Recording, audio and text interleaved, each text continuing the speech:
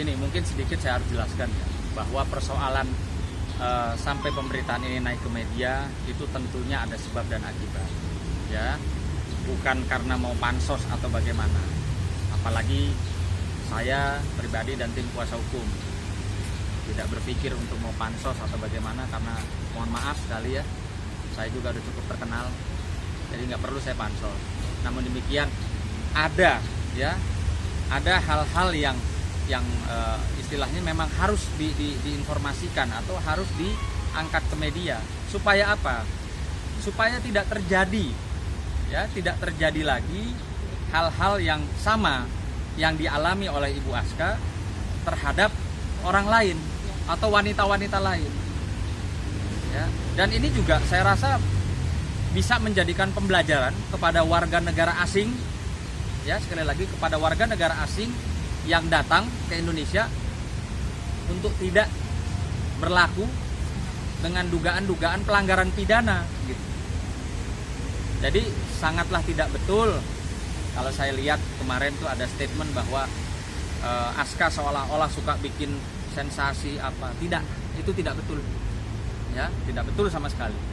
Justru dengan adanya pemberitaan di media itu untuk menginformasikan bahwa ini loh ada peristiwa seperti ini, jangan sampai ada korban-korban lainnya, atau mungkin saja kalau ada korban sebelumnya, ya, bisa berani juga stand up untuk melakukan upaya-upaya hukum seperti selayaknya orang yang mempunyai hak sebagai warga negara melaporkan satu peristiwa-peristiwa dugaan pidana. Ya terserah dia mau ngomong apa sih. Dia juga tahu kok kalau bisa dia berani sumpah nggak demi anaknya untuk bicara kalau dia nggak pernah melakukan KDRT itu. Ya, jadi gini Mas, ya, kita perlu sampaikan. Yang pertama bahwa klien kita melapor itu udah pasti ada dasar hukumnya, ya. Kenapa proses ini sudah berjalan dan kita tahu bahwa polisi sangat profesional. Rangkaian peristiwa yang terjadi ini cukup pelik. Artinya laporan kita tentang dugaan, ya, adanya pemalsuan data otentik. Dan akhirnya tadi malam kan sudah dilakukan pemeriksaan terhadap pihak terlapor. Kalau dia bantah itu wajar-wajar saja, ya. Itu wajar-wajar saja, biarkan saja kalau memang dia bantah. Tetapi di dalam hukum itu bicara tentang alat bukti. Semua bukti sudah kita sodorkan kepada pihak kepolisian, terutama penyidik Polda Metro Jaya.